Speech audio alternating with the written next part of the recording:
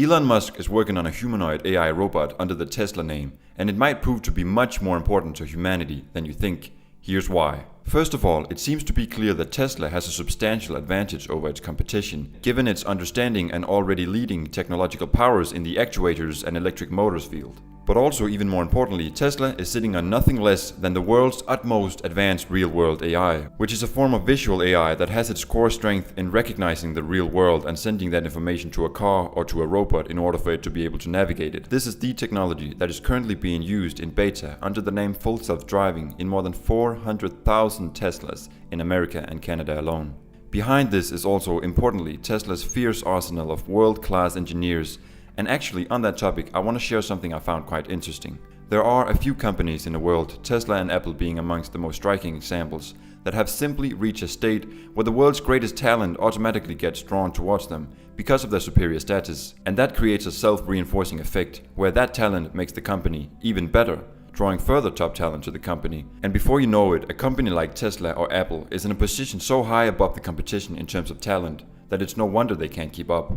I'm still unsure if this is actually a good or a bad thing, but it sure is fascinating. Now let's try to dig deeper into what makes TeslaBot so intriguing. I want to start by showing you a video of a piano. Watch.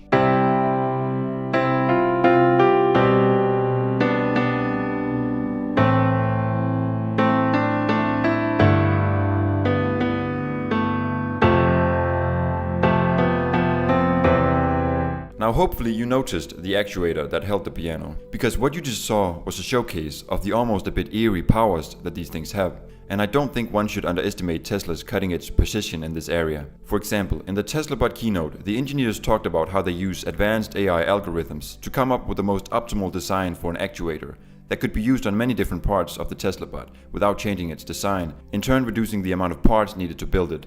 This is advanced stuff. And it reminds you that one of Tesla's biggest goals with TeslaBot is to make it affordable, because it fundamentally has to be, otherwise it really doesn't matter big scale. Okay, here's another video of the TeslaBot walking, and you're gonna be a bit disappointed when you see this, but wait before you judge and I'll explain why after.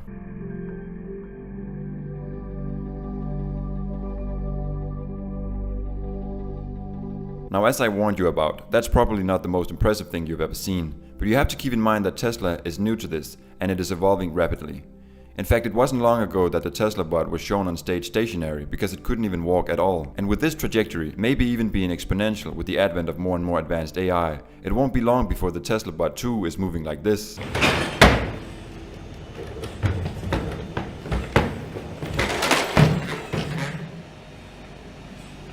Yes, this is a real robot doing this, and it's from probably Tesla's biggest competitor, Boston Dynamics. I really advise you to check them out, they make some pretty cool stuff.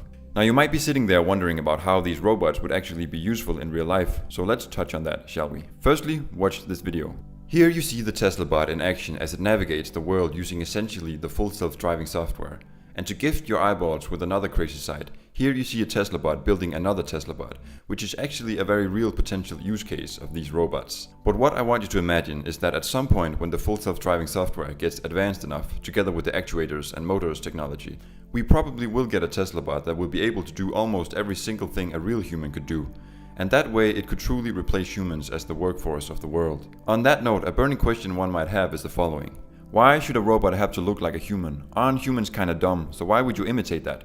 But this question is really answered quite simply. The answer is because the world is built around the humanoid form. Every tool, every space and so on is perfectly fitted for humans, and it simply would be too enormous of a project to change the surroundings, so instead we adapt the robots to fit them. Now, going further with the concept of autonomous robots replacing humans as the workforce, I want you to follow me as we discuss something that appears to be a possible future in which these robots exist. And in fact, Elon Musk himself is a strong believer in the following. The advent of AI-driven humanoid robots might have the potential to completely change the world beyond what most people would even imagine. It comes down to a theory about what an economy essentially is, and how these robots might completely disrupt what we are used to think of as an economy. And this change would lead us to something called an age of absolute abundance. But what is an age of abundance, and is it really such a good idea? I'm gonna show you a clip of one of the richest men on planet Earth talking about a peculiar subject that not many people talk about. Listen carefully.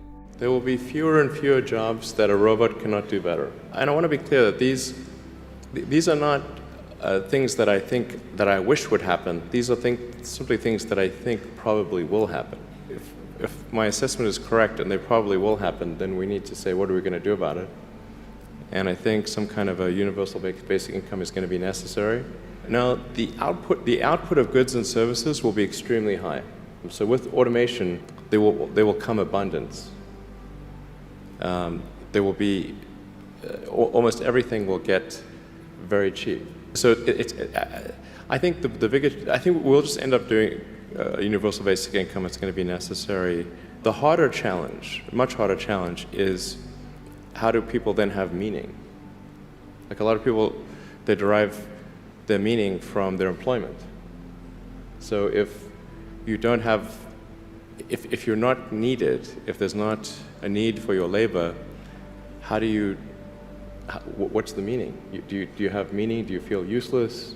That's a much harder problem to deal with.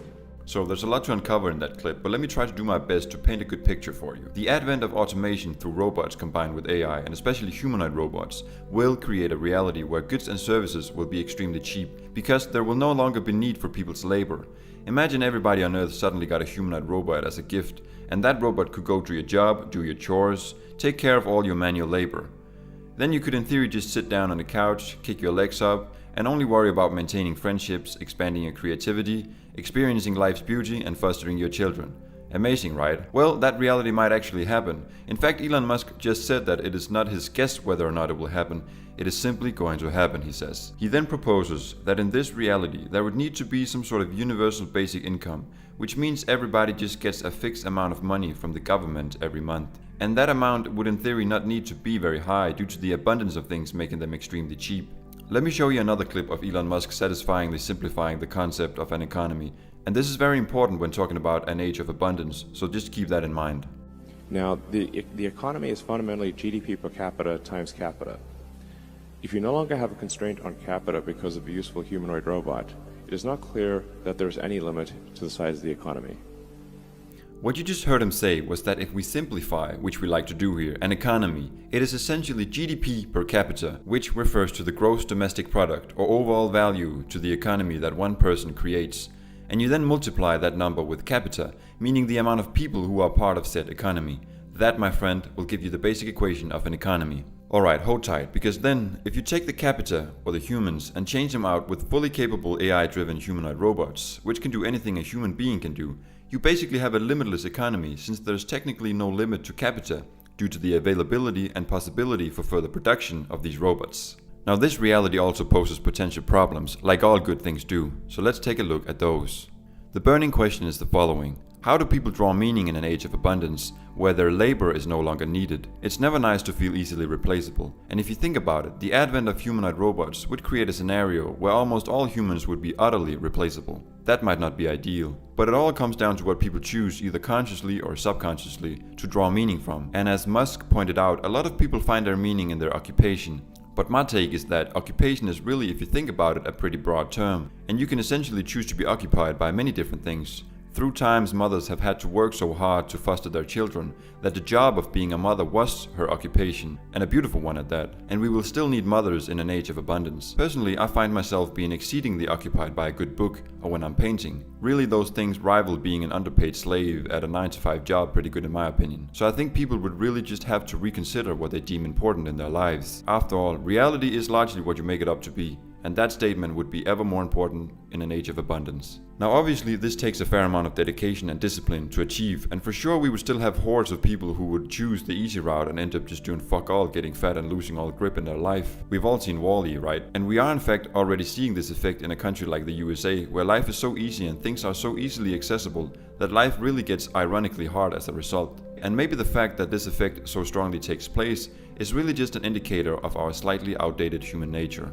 But to turn it around to the positive side again, imagine if we do as people manage to keep ourselves disciplined and structured as the age of abundance emerges. How beautiful and exciting life could be, the sheer amount of fun and exploration we could have, and we would simply be exceedingly rich in time and in material goods at the same time. How epic is that? Personally, I'm excited. Maybe that's slightly naive, but who really knows? It's such a complex matter. I hope I kept you entertained with this window into a possible future. Thank you for watching, and have a great day.